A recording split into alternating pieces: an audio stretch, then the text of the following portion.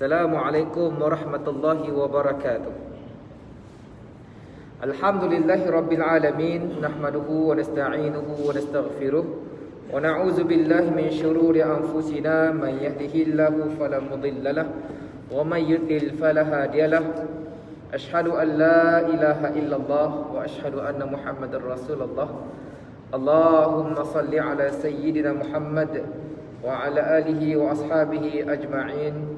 Rabbi syrah li sadri wa yassir li amri wahlul 'uqdatam min lisani yafqahu qawli, amma ba'd. Tuan-tuan, puan-puan, apa khabar semua? Mudahan sihat wal afiat. Semoga kita sentiasa berada dalam rahmat, sihat wal afiat insya-Allah, dan dijauhkan daripada sebarang musibah wabak yang kita simau seperti berlaku dengan sahabat-sahabat kita. Maka teruslah melakukan perkara-perkara yang Allah suruh dan tinggalkanlah apa yang Allah larang. Di malam tu insya-Allah kita ambil sedikit masa untuk kita telusuri satu kisah yang menarik. Saya boleh kata kisah tu adalah pesanan iblis yang bermanfaat untuk kita. Tu kisah berlaku pada zaman Nabi Nuh alaihissalam. Secara umumnya tajuk je lah, Kitab Talbis Iblis oleh Ibnul Jauzi. Okay, saya baca dulu pun. Apa kata-kata Ibnul Jauzi? Lamma rakiba Nuhun alaihi salam fi safinati ra'a fiha shaykhan lam ya'rifuhu faqala lahu Nuhun ma adkhalaka qala dakhaltu la usiba quluba ashabika fatakunu qulubuhum ma'i wa abdanuhum ma'aka faqala lahu Nuh alaihi salam ukhruj ya aduwallah faqala iblisu khamsun uhliku bihinna an-nas wa sa'uhaddithuka minhunna bi thalathin wa la uhaddithuka bi ithnatain fa awha Allah tabaraka wa ta'ala ila Nuh alaihi salatu wassalam annahu la hajata laka ila salat marratin yuhaddithuka bil bisnatain faqal bihima uhlikun nas wa huma la yakdziban al hasad wal hirsu fa bil hasadi lu'intu wa ju'iltu syaitan rajiman wa bil hirsi ubiha li adam al jannata kullaha fa asabtu hajati minhu fa ukhrija minal jannah. Itu kata-kata Imam Ibnul Jauzi dalam kitab Talbis Iblis, yang bermaksud tatkala Nabi Nuh alaihissalam sedang naik perahu, maka nyanangga seorang laki tua. Laki tua itu adalah jelmaan iblis, yang mana Nabi Nuh tu si pernah nangga pun sebelumnya laki ya. Maka Nabi Nuh pun bertanya, apakah yang menyebabkan, yang mendorong kau tu masuk ke kapal? Kapal tu katanya, tanya balik. Maka orang tua dia jawab, aku masuk ke situ untuk mengambil hati sahabat-sahabatku bersertaku dan membiarkan jasadnya bersamamu. Maksudnya ambil hati sahabat-sahabat Nabi Nuh dalam masa yang sama, biar pun nampak sidaknya biar jasad jak bersama dengan Nabi Nuh alaihissalam. Kat tu kita nak takhrij dan tahqiq penting penjelasannya. Maka Nabi Nuh alaihissalam membalas, tahu iblis lah. Keluarlah wahai musuh Allah. Iblis berkata, aku akan merosakkan manusia dengan 5 perkara. Yang madah tu serang dengan Nabi Nuh. Aku akan merosakkan manusia dengan 5 benda. Aku akan madah dengan kau 3 daripadanya, dan 2 lagi aku tapuk. Jadi ada 2, 5, 3 aja, 2 simpan. Maka Allah Subhanahu wa taala mewahyukan kepada Nuh alaihissalam, kamu tidak memerlukan yang 3 perkara ya, maka suruhlah iblis dia madah 2 aja. Iblis nak beri offer 5 benda merosak manusia. Aku madah aku 3 aja, 2 aku simpan. Tapi Allah wahyu kepada Nabi Nuh, Nak 3 ya, nak madah 3 isi bulu, tapi minta yang 2. Wahyu Allah. Maka iblis menjawab, dengan 2 perkara tu aku akan merosakkan manusia, dan keduanya tidak akan berdusta, iaitu tamak dan dengki. Kerana dengki aku dilaknat, diri nyempun dan aku menjadi syaitan yang terkutuk. Dan kerana tamak aku memberi kesempatan kepada Adam alaihissalam, lalu aku menggodanya sehingga dia keluar daripada syurga. Kita nangga dunia mutaakhir itulah. Secara umum ya tuan-tuan, sifat tamak, sifat hasad, hanya berbeza dengan ribtah. Ribtah tu iri hati, si sama. Kita tu iri hati dengan dengki tu di sama kita. Kata kita anggap ulasan oleh Dr. Zaharuddin. Cuma kami ngembak kita semenangga dunia kini tu. Kita di Malaysia tu lah. Nak perasaan tamak yang ada lah. Si pernah puas, ataupun dengan kata lain, lawan sifat tamak tu qanaah. Nak syukur dengan apa yang ada, berpada-pada dengan apa yang ada. Si mau lebih lagi. Sampai sesama kita pun tu sanggup berbunuh. Si ni kira lagi Islamkah, si Islamkah, yang penting ku dapat. Dan kita melihat perkara itu berlaku secara umumnya. Yang pentingnya dapat benda yang. Kedua, hasad. Yang orang akan dihancurnya, yang dapat nikmat. Mau kau dapat nikmat, kau si puas hati, bias, dua-dua si dapat. Ya secara umum ya tuan-tuan. Dan perkara tu berlaku, maksudnya benda tu berlaku secara umumnya semua kita maklum. Tetapi walaupun kita tahu, tetapi ia berlaku secara berleluasa. Sepatutnya kita tu bersatu. Sebab ialah kalau tuan-tuan tangga sikit hadis Nabi SAW, mesti salah hadis riwayat Bukhari kah? Sahih Muslim antara dua. Nabi madah kelak kita tu semua akhir zaman kelak seperti air mengalir, kita tu macam buih kata Nabi. Bahkan seakan-akan satu tempat makan dikerumut oleh semua manusia.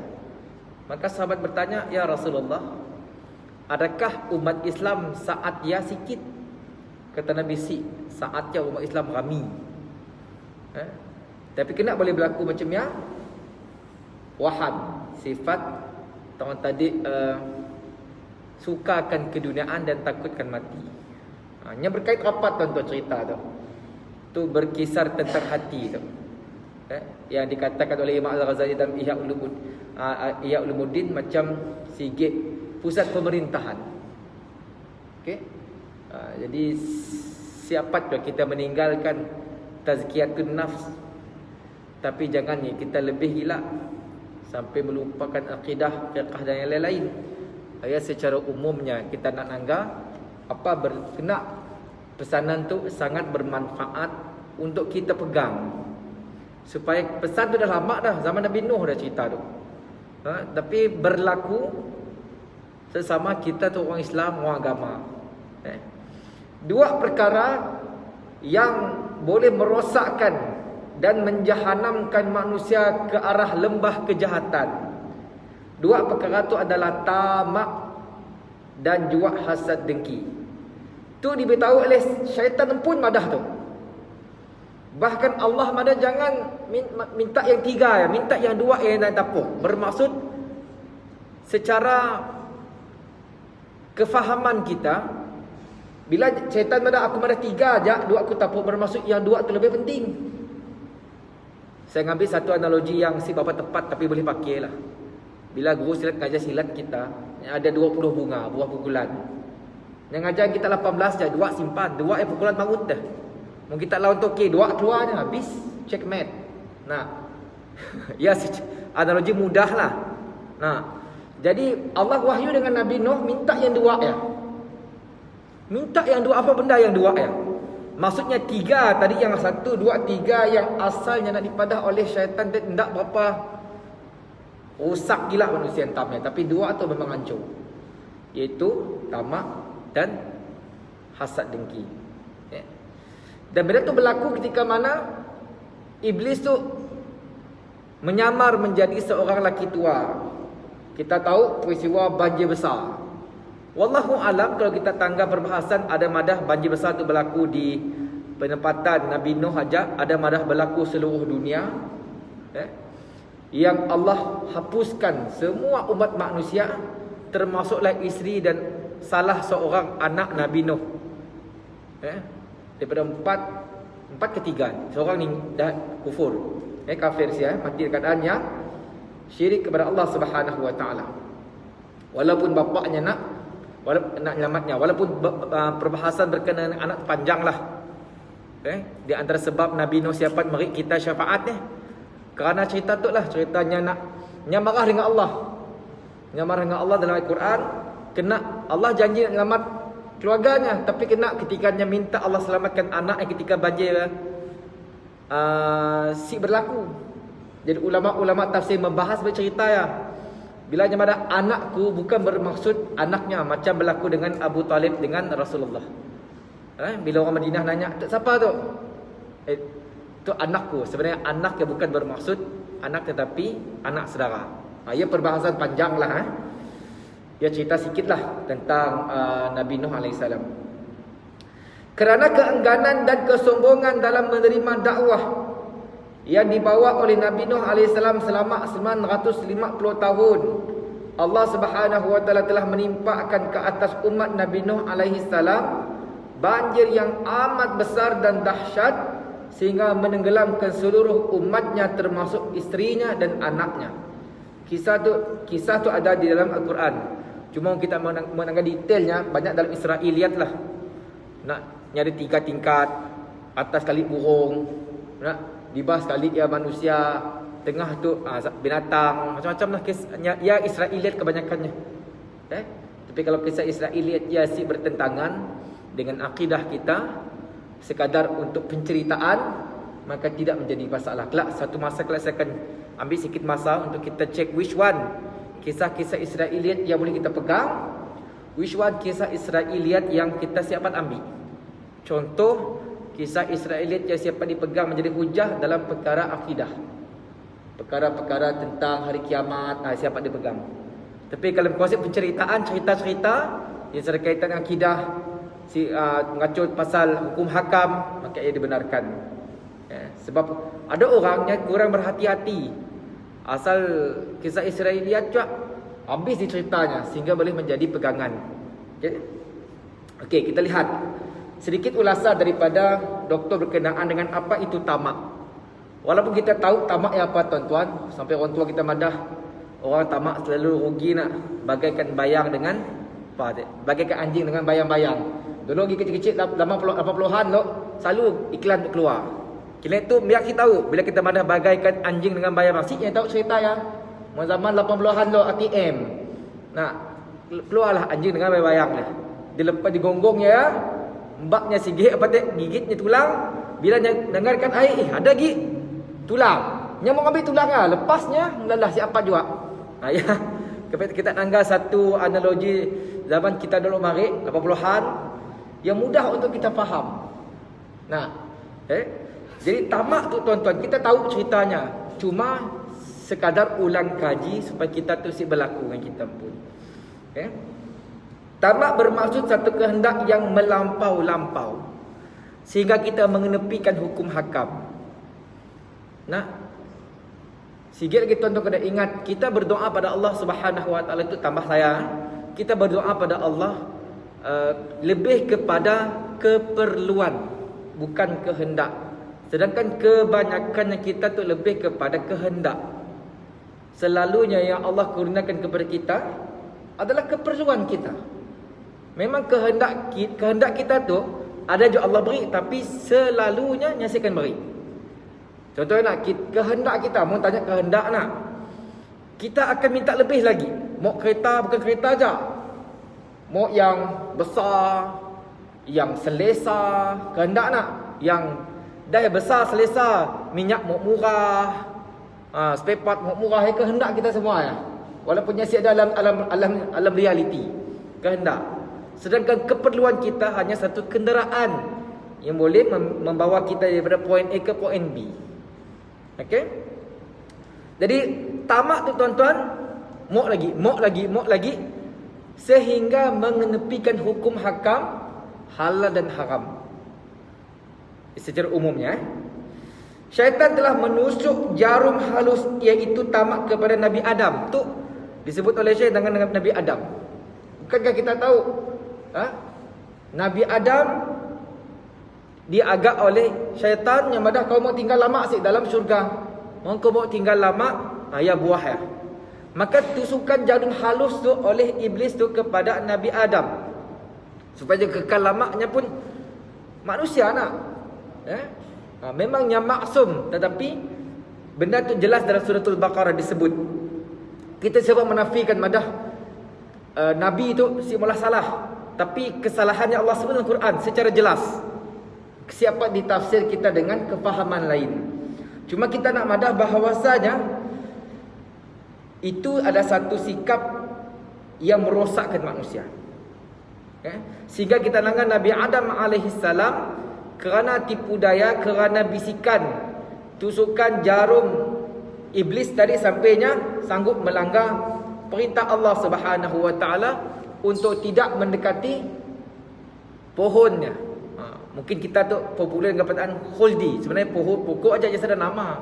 Cuma kita tu dipopularkan dengan perkataan khuldi. Dan khuldi tu pokok ajaknya pokok, bukan pokok khuldi sebenarnya. Timbullah cerita-cerita Israiliyat. Perempuan bila makan pokok khuldi ya, jadi nenen. Kita orang lelaki bila makan pokok khuldi ya, jadi buah hakum. Ya, cerita pelik lah, cerita yang dalam agama. Kita tu cerita di samping kita kemiak. Kau tahu si hakum tu lah punca buah khuldi. Lalu lah. Dia tak puas nenen kata kita, orang kita. Ya, cerita dalam agama yang dipopular kita. Dengar biasa semua kita tahu cerita ya, tapi benda ya dalam agama cerita-cerita yang ada berkait dengan hukum makam, dia cuma kisah-kisah khurafat lah. Ia adalah tamak. Kedua adalah hasad dengki. Hasad dengki bermaksud seseorang yang mencemburui dan menginginkan keruntuhan dan kehancuran nikmat yang dimiliki oleh seorang yang lain. Okay, saya ulang balik. Hasad dengki itu adalah perasaan jealous dengan orang, mau dapat dia nya terhancur. Dan nikmat yang dapatnya pun si dapat. Ia dengki. Tapi ada dengki yang dibenarkan. Lepas itu saya akan baca. Dan hukumnya haram tuan-tuan, tetap haram. Berbeza pula dengan ghibtah. Ghibtah itu adalah iri hati. Iri hati. Iri hati yang dimaksudkan adalah iri hati terhadap nikmat yang dikurniakan kepada orang lain dan berusaha untuk mendapatkan nikmat yang serupa atau lebih tanpa ada niat untuk menjatuhkannya. Bila kita nak dapat jua nikmatnya, nya dapat aku mau jua, sehingga kita sanggup menghancurkannya, ya dengki. Nah, bahasa orang lama dulu berdegis. Bapak saya suka ngulang dulu. Kau ibu nak berdegis, kau ada adik kau mau jua. Nah, bapak beri adik bermain, kita si dapat, big pemainnya pecahkan. Biar ada dua siapa main. Nah, dia orang tua madah berdegis, bahasa orang lama. Nah, sama aja bahasanya hasad. Kita mau dapat benda yang sama, dalam masa yang sama kita nak hancurkannya. Tetapi dalam sikit lagi situasi yang disebut sebagai iri hati adalah kita mau juga benda yang sama, bahkan lebih, tetapi seada niat nak menghancurkan.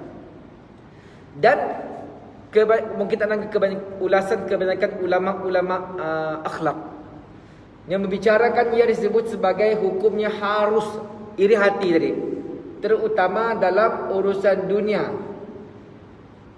Dan dalam perkara ibadah ia sampai jatuh hukum harus. Kita nanggah orang untuk baca Quran, nak rajin, kita pun lawan juga, ngok juga, tapi kita sih ngancurnya dengki yang tawatir iri hati yang dibenarkan. Nah, dalam perkara dunia dia ada masalah. Tetapi dalam perkara ibadahnya jadi mustahab atau harus. Okey. Kita lah perbahasan berkenaan dengan hasad dengki yang dibenarkan dalam agama tu. Allah Subhanahu wa taala berfirman dalam surah Al-Falaq ayat 5. Wa min syarri hasidin idza hasad. Dan dari kejahatan yang dengki apabila ia melakukan dengki. Maksudnya perkara dengki itu Allah sebut dalam Al-Quran, perkara yang dilarang. Dilarang selalu kita tu mudah. Macam bahasa orang kena tu, orang tengah puas hati dengan PKP tu nak dibuat undang-undang untuk dilanggar. Saya terfikir je, benar je lah. Sampai di Pulau Kau Duri pun sanggup juatnya melobos Kau Duri, luka pun buka lah. Nah, sama yang tu, apabila suatu benda yang dilarang, benda ya kita nak pula. Kalau tuan-tuan flashback zaman kita lagi kecil-kecil dulu, bila orang tua pada jangan, nak jangan ya pula. Bila orang tua nyuruh, nak nyuruh ya, si dimok dia pula. Orang tua pada jangan main sungai. Main juga sungai, si induli. Jangan makin jalan tu, malam-malam pukul 2 pagi turun jalan. Bisa-bisa jalan. Ya, sifat manusia yang jangannya di pola. Yang disuruh sini pola. Orang ada bersedekah, hanya sebut bersedekah. Orang ada sembahyang, hanya sebut sembahyang. Jangan isap dadah. Nak isap dadah ya, diisapnya. Cik dulu sifat manusia. Dan sabda Nabi SAW dalam satu hadis riwayat dalam Sunan Abu Dawud 4903, iyyakumul hasada fa innal hasada ya'kulul hasanat kama ta'kulun naru hataba. Hendaklah kalian menjauhi sifat hasad dengki kerana ia menghapuskan kebaikan. Itu sikit yang kita takut. Kata Nabi, hendaklah kamu jauhi hasad dengki kerana ia boleh menghapuskan kebaikan seperti mana api menghanguskan kayu. Makan sikit-sikit nak. Namun terdapat juga hadis yang memberi pengecualian dalam sifat hasad dengki. Itu hasad dengki dibenarkan. La hasada illa fisnatain, rajulun atahu Allah malan fasullita ala halakatihi fil haqq, wa rajulun atahu Allahul hikmah fahuwa yaqdi biha wa yu'allimuha. Hadis sahih riwayat Al-Bukhari nombor 73. Itu yang dibenarkan. Perasaan hasad dan dengki itu dilarang kecuali pada dua perkara. Dengki terhadap seseorang yang Allah Subhanahu wa taala kurniakan kepadanya harta dan dia membelanjakannya di jalan kebenaran. Kita boleh hasad dengan orang macam tu. Orang tu banyak duit tapi dia belanja duit di jalan. Contoh yang paling kita nanggap macam orang kaya yang dalam yang popular dalam Facebook, macam Ustaz Ebit Liu. Makinnya banyak meriah, makin banyak buka cawangannya. Sempatlah pergi ke nanggap Ebit Liu Mat apa kah? Ebit Mat kah? Liu Mat kah? Saya pergi, masya-Allah. Kedai bajunya lagi. Kita cemburu orang Cina tuan-tuan. Bukan kita nanggap orang Islam aja. Dalam video-video orang Cina pun ada juga. Nak promote kedai motosikal kedai kereta berlaku juga. Satu betul tadi cerita macam tu. Kita cemburu nanggap. Cemburu yang membenarkan kita tu bersaing. Dikecualikan kepada perkara dengki terhadap seseorang yang Allah kurniakan kepadanya harta dan dia membelanjakannya pada jalan kebenaran. Satu. Serta seseorang yang digunakan hikmah dan dia berhukum dengannya dan mengajarnya. Itu dari sudut ilmu. Orang tu beli buku, kita mau juga beli buku. Orang tu belajar di situ, kita mau juga belajar. Bukan belajar untuk kita madah aku pandai, kau si pandai. Bukannya untuk kita belajar aku tera, kau si tera si. Bila orang si tahu, kita rasa susah hati. Kita mau orang sama-sama tahu kita. Benda yang si bolehkah, boleh dan sebagainya. Terdapat juga dalam satu riwayat lain, la hasada illa fisnatain rajulun atahu Allahu Qur'an fa huwa yaqumu bihi ana al-lail wa ana an-nahar wa rajulun atahu Allahu malan fa huwa yunfiquhu ana al-lail wa ana an-nahar. Sahih Bukhari 7529. Sahih Muslim 815. Perasaan hasad dan dengki itu dilarang kecuali pada dua perkara. Dengki terhadap seseorang dikurniakan ilmu tentang Al-Quran. Kita dengar orang macam Quran, tuan-tuan, kacak, ya Allah, kita mok juga macam sebaik yang mungkin. Biar belajar macam ni, tuan-tuan. Nasib pada putus.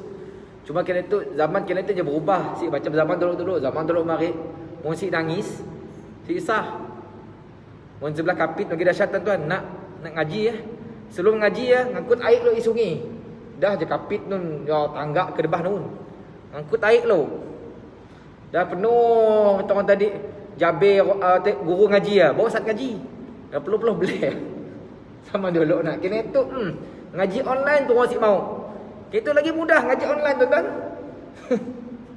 Pun si mau juga. Jadi kata Rasulullah, boleh berdengki dengan orang yang pandai macam Quran.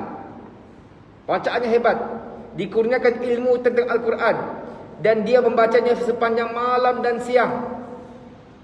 Baca, faham, praktikal dalam kehidupan.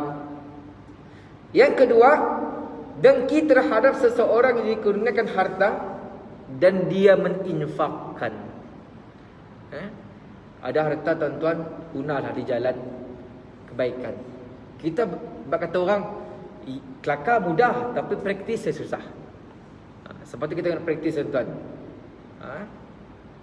Bila Nabi mana sebaik-baik harta, sedekah adalah sedekah yang barang kita paling sayang. Memang macam mustahil, tuan-tuan, tapi ialah hakikatnya. Ya, mau kita makan makan nyaman, tetapi ada jiran kita si makan, tuan-tuan. Memang ada ancaman. Nabi ngajar lebihkan kuah bagi ngajaran sebelah. Tu bila nyaman, diam-diam dia sebut pada orang sebelah. Okay. Menurut Imam Ibn Hajar Al-Asqalani, istilah hasad dalam hadis tu sebenarnya membawa maksud al-ghibtah. Macam sebenarnya hasad yang kita faham, hasad dengki dengan iri hati. Tapi hadis yang kedua yang saya baca tentang dibenarkannya bukanlah bermaksud hasad secara literal, tapi yang dimasukkan oleh Nabi adalah ghibtah. Sebab ia menemu hadis ni siapa kita terus faham secara literal, ada perbahasannya. Contohnya ada segi ayat Quran, Allah sebut orang-orang yang meninggal, Nabi Allah tanya dengan sidaknya minta dibangkitkan supaya sidaknya nak bersedekah. Adakah bersedekah hadisnya bermaksud sedekah yang kita faham? Bila ulama tafsir membahaskan, di antara maksud sedekah yang dijelaskan oleh Allah dalamnya adalah salat. Sama saja dengan al-fitnatu asyaddu minal qatl. Fitnah itu lebih teruk daripada membunuh. Adakah fitnah itu yang kita faham dalam konteks yang kita dalam bahasa Melayu? Si fitnah yang Allah masukkan dalam Al-Quran adalah syirik. Banyak kita belajar, tuan-tuan. Kalau tuan-tuan belajar ilmu hadisnya, ada sikit kitab hadis-hadis yang pelik. Ulama yang tahu macam ni nak nerang hadis Kalau kita sih faham. Tapi ada ulama-ulama yang Masya Allah, Allah bagi setidaknya kelebihan. Okay? Jadi kata Ibn Hajar Al-Asqalani, seorang ulama hadis yang terkenal dalam mazhab Syafi'i, hasad yang dipadah oleh Rasulullah dalam hadis adalah al-ghibtah, bukannya hasad yang kita faham, iaitu keinginan untuk memperolehi nikmat seperti orang lain tanpa rasa mahu melihat nikmat tersebut ditarik dari orang itu. Dan lafaz hasad digunakan dalam erti kata majaz. Majaz itu bermaksudnya macam pada majaz tu. Nya bukan makna hakiki. Keinginan ini juga disebut sebagai munafasah atau persaingan dalam ianya terpuji, mahmud di dalam perkara ketaatan. Tu tuan-tuan boleh rujuk dalam kitab Fathul Bari. Jadi apa yang kita boleh ambil manfaat daripada hadis oleh Ibnu Jauzi dan hadis yang daripada Sahih Bukhari, Sahih Muslim adalah hasad yang dibenarkan, iaitu ghibtah, dan hasad yang diharamkan. Kita tengok orang sebelah jiran kita ada nikmat, Ya, kereta baru, nak bini baru, contoh lah. Tambah renovate lagi. Jadi kita si dapat macamnya, last kita polah benda supaya nya tadi rasa susah dengan nikmat dia. Itu disebut hasad. Tetapi yang dibenarkan adalah bila kita dengarnya macamnya, kita usaha je untuk dapat juga tanpa menjatuhkan. Bahkan kita jadikannya sebagai inspirasi. Cuma orang kita kena tu sikit yang kita tahu tadi sedih lah. Bila nya nanggap orang mula kebaikan, mulalah mencerca. Nya aksen ajaknya demam nak dapat nama. Nya lagi boleh nak tahu tak menghujah perkara-perkara yang kita tahu pun tidak ada manusia yang boleh membaca hati manusia. Sedar? Kita tahu tuan-tuan. Bahkan dalam perkara-perkara amalan perbuatan, benda yang tutur kata dalam hati, jatuh hukuman. Melainkannya diri pola. Sikit berlaku dalam masyarakat kita yang disebut sebagai jabatan netizen ni nak. Orang tu mula kebaikan, nya pulang pandai lagi madah. Nya mula kebaikan je. Ada sebab. Nak dapat datuk lah, supaya dia yang laku lah. Benda yang tuan-tuan kena elakkan. Ialah dikatakan hasad dah. Hasad dengki. Yang kita kena elakkan. Simpan tuan-tuan. Cuba tuan-tuan. Semua kita kena belajar macam ni nah, husnuzan. Bersangka baik. Kita nangga tuan-tuan, orang mula kebaikan, sangka baik. Sharekan video-video yang bagus tuan-tuan, supaya kita sama-sama dapat manfaat. Nak si dapat, kata orang si dapat mula kebaikan, sebarkan kebaikan. Jangan si dapat mula kebaikan, hancurkan kebaikan. Itu perkara yang berlaku.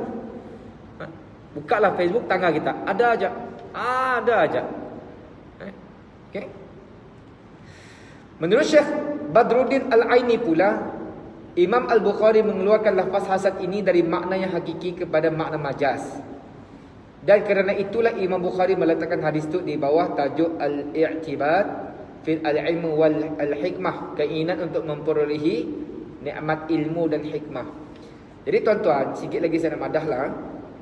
Dalam perkara-perkara berkaitan dengan galakan membuat kebaikan, maka tidak menjadi masalah untuk kita mengambil hadis-hadis yang berstatus daif ringan. Memang ada perkara. Jangan kita pelik bila orang sebut tentang hadis daif nak terus kita pasal pelik ya? Tetapi untuk makluman kita, hadis-hadis daif yang berstatus ringan, yang tidak melampau beratnya. Kalau berat memang kita tolak lah. Jadi itu di antara ulama-ulama membenarkan hadis daif itu penggunaannya. Daif berat itu ditolak. Jadi perkara-perkara macam itu, perkara-perkara hati, galakan-galakan berbuat kebaikan, maka dibenarkan, tidak menjadi masalah. Tapi dalam perkara-perkara hukum, berhujah dengan akidah, maka ia perlu ditinggalkan. Jadi bila kita tahu tuan-tuan, baru kita rasa, oh macam tu rupa-rupanya. Okey? Jelas bagi kesimpulannya tuan-tuan, rumusan perasaan hasad dan dengki itu asasnya dilarang. Dan ia jelas melalui Al-Quran, hadis dan apa yang kita baca dari kitab Talbis Iblis tadi. Adapun perasaan hasad yang dibenarkan hanyalah pada perkara-perkara kebaikan. Dan pada asal yang tidaklah disebut sebagai hasad, bahkan ia disebut sebagai iri hati atau ghibtah. Dan yang kedua tuan-tuan, perasaan atau sikap yang kita kena buang jauh-jauh adalah perasaan dengki. Perasaan tamak. Orang tamak selalu rugi. Bagaikan anjing dengan bayang-bayang. Jadi syaitan dan merik dua igit tu, semoga kita mengambil manfaat dalam di kalangan kita, di beradik kita. Mungkin kita nanggau orang macam ni tuan-tuan tadi,